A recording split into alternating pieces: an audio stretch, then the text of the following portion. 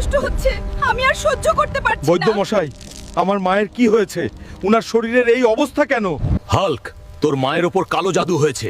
তোকে আজ ভোরের আগেই সিংহাসুর দৈত্যের শিং আনতে হবে, না হলে তোর মা সারা জীবনের জন্য পাথর হয়ে যাবে।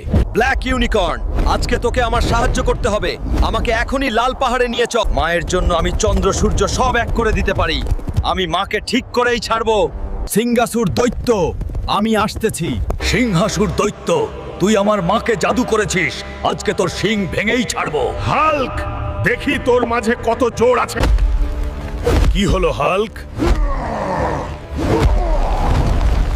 সব হাওয়া কি এখন বাহির হয়ে গেল? এই সবাই, এই হাল্ককে বন্দি কর, সে যেন পালিয়ে যেতে না পারে। হাহা, এবার তোকে কে বাঁচাবে হাল্ক? সিংহাসুর দৈত্য, আমার কোটি কোটি ভক্ত আমাকে দেখছে। আমি আগামী পর্বে তোকে শেষ করেই ছাড়বো। তোমরা সাবস্ক্রাইব করে আমার পাশে থাকো।